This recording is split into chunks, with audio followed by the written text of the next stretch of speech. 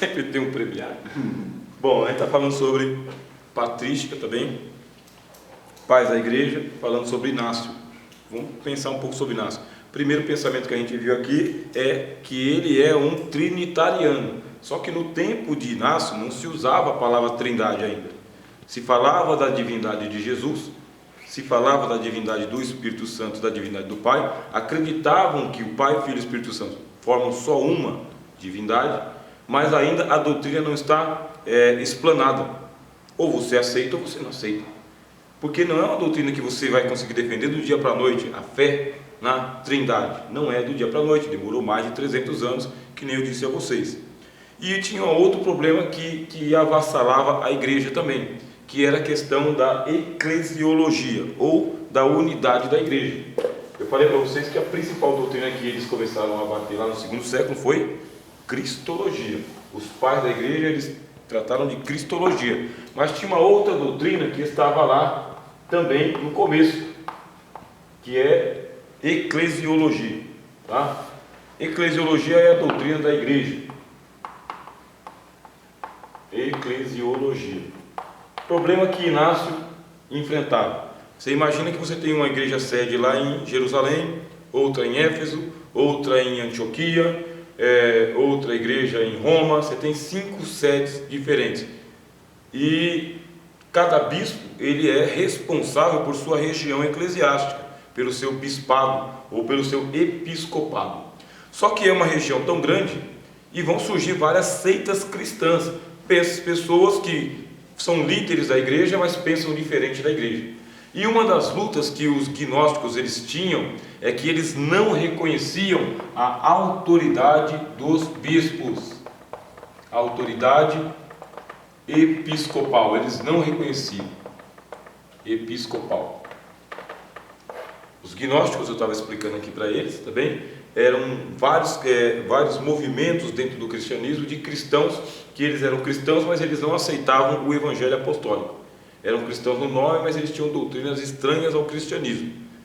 E esses gnósticos, eles lutavam contra as autoridades episcopais. Quando você lê a carta de Pedro, você lê a carta de Judas, você vai encontrar esses gnósticos presentes ali. E eles denunciam o seguinte: esses aí que entram nas suas festas, mas eles não reconhecem as dignidades. Eles blasfemam das dignidades das pessoas e dos anjos que exercem autoridade na igreja. Eles blasfemam, falando daquilo que eles não sabem. Quando vocês estiverem lendo lá essa parte nas cartas de Pedro e na carta de Judas, é contra eles que ele está falando. Sabe aquela carta que o apóstolo João escreveu, falando: olha, Diótrefes, ele não aceita as nossas cartas. Vocês podem ler, uma das cartas de João, ele fala, Demétrio não,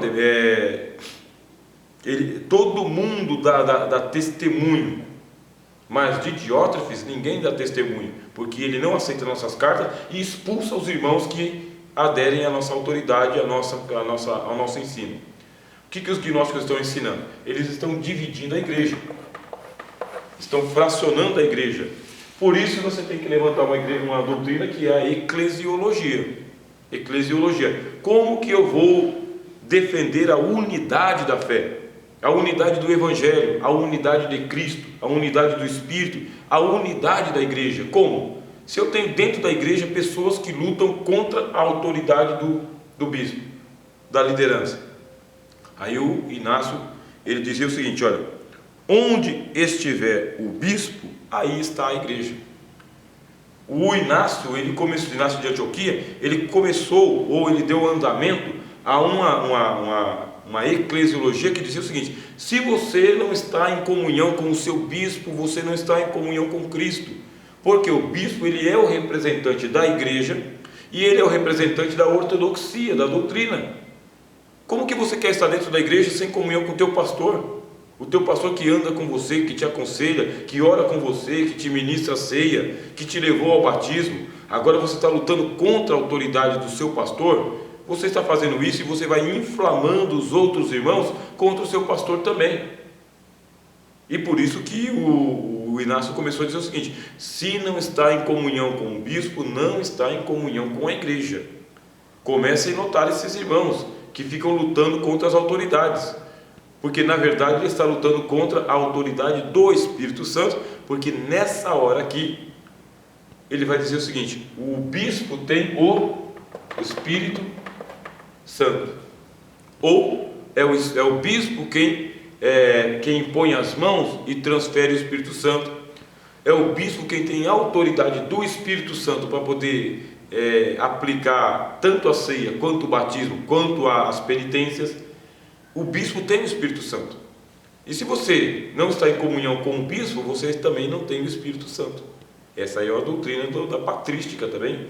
Os pais da igreja, eles começaram a fortalecer muito a pessoa do bispo. Com isto, o movimento gnóstico foi perdendo força, porque as pessoas realmente pensaram: escuta, eu estou com os gnósticos e os gnósticos não estão com os bispos. O bispo tem o Espírito Santo, os gnósticos não têm o Espírito Santo. Se eu estou com os gnósticos e não tenho o Espírito Santo, eu também não tenho Cristo. Se eu não tenho Cristo, eu estou perdido. Começaram a enfraquecer o movimento do gnosticismo e a fortalecer o movimento do bispado. E isso teve uma consequência grave. Tem uma consequência grave por causa que o bispo foi ganhando poder, força, autoridade, notoriedade, mas não é aquela coisa assim do tipo autoritarismo, era influência mesmo, porque o Inácio, ele é um homem que ele vai ser martirizado, ele vai morrer pela fé em Cristo, ele vai ser levado para ser tragado pelos leões. Ele faz parte de uma geração de cristãos que não ficava cristão por mais de 10, 15 anos. Você se tornou cristão, em questão de 15 anos você estava morto ou pobre, porque o Império Romano vinha, saqueava todos os seus bens, você era denunciado como sendo inimigo de Roma. Como inimigo de Roma, você era vendido como escravo, sua esposa era vendida como prostituta, seus filhos eram mortos ou vendidos como escravos, e você era jogado no esquecimento. Não dava para ser cristão por muito tempo, porque matavam nas arenas, colocavam com os gladiadores, com os leões, ursos. Aquela era um espetáculo. Não dava para ser cristão por muito tempo. E o seu Inácio, inclusive, era uma pessoa que a igreja tinha que proteger ele, porque se a igreja não protegesse ele, quem é o líder cristão? É o Inácio. Onde ele está? Iam atrás dele e a igreja tinha que proteger ele, senão matavam também. E aí a gente sabe que mata-se o pastor, dispersam-se as ovelhas. Preserva-se o líder tem uma vida espiritual, está lutando contra os hereges, tem uma doutrina sadia, é uma influência positiva e espiritual na sociedade e não pode ser martirizado a qualquer momento. Não pode, ele tem que ser mantido vivo. Isso vai fortalecendo o bispado ou episcopado, tá? É um outro nome. Você pode usar tanto bispado quanto episcopado, tá? É a mesma palavra. E tem um bispo que vai ficando mais forte do que os outros, porque nessa época aqui as igrejas entram em bastante conflito, tem vários conflitos. E tem igreja que perde seu bispo, que foi martirizado, foi perseguido, foi morto, foi banido, foi degradado. Várias igrejas fecharam. E aquele bispo que resistiu, ficou forte, ele vai aconselhando e fortalecendo os outros bispos. E entre eles o bispo mais forte era o bispo de Roma. Ele era o bispo mais consultado, ele era o bispo mais estimado, mais protegido inclusive, porque Roma é a capital do império. Muitos bispos levavam as questões para o bispo de Roma, para que ele pudesse dar uma palavra orientativa e definitiva sobre algumas questões. É aqui que está surgindo o papismo, papado. Porque enquanto nas outras igrejas eles usavam o nome de patriarca, patriarca é o pai mais velho, em Roma, que eles falam latim, eles usam a palavra papa. E isso vai virando pai dos pais, papa, pai dos patriarcas, porque os patriarcas estão considerando a autoridade do bispo de Roma. Considerando.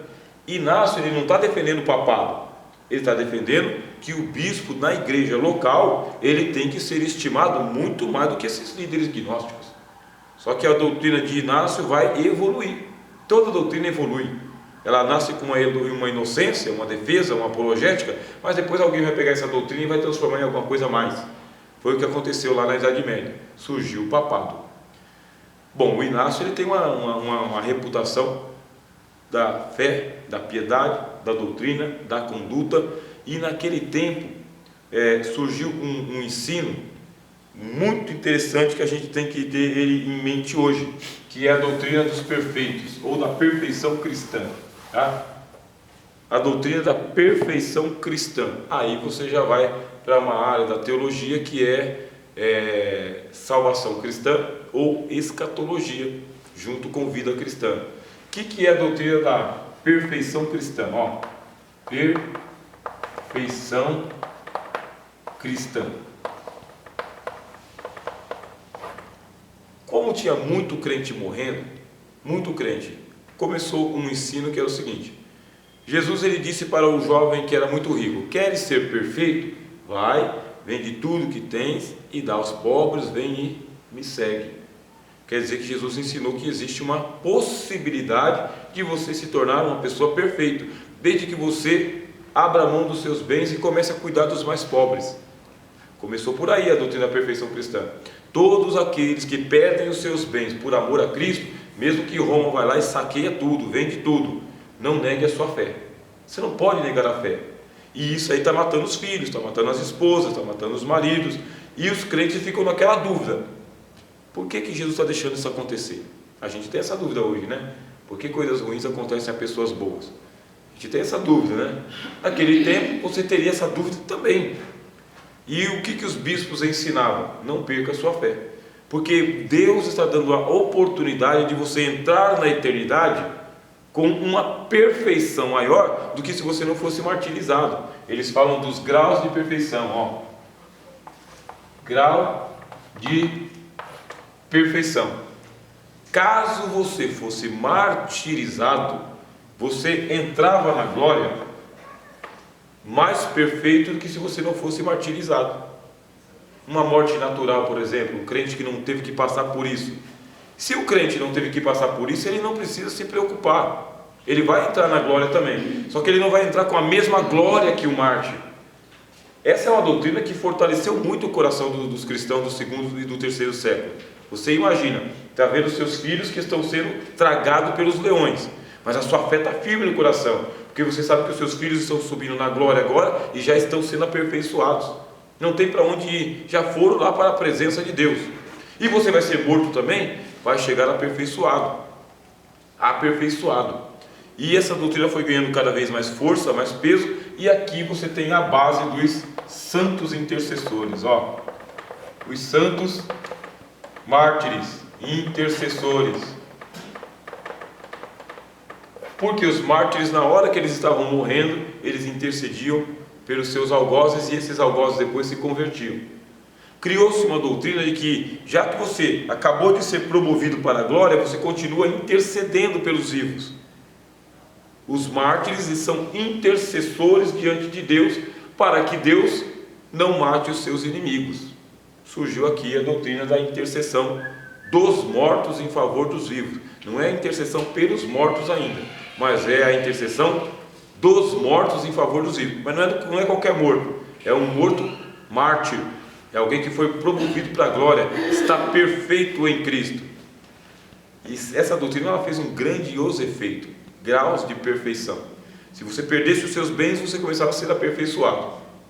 Se você sofria o martírio, você era aperfeiçoado. E se você se consagrasse a Deus, de corpo, alma e espírito, e se tornasse ou um monge, ou um padre, ou um sacerdote, ou uma freira, se você se convertesse a Deus, consagrando-se a Deus, você também estava buscando perfeição cristã, porque a sociedade está corrupta, o mundo está corrupto, até a igreja está corrupta, e o que você faz? Você quer a perfeição, precisa se afastar da corrupção.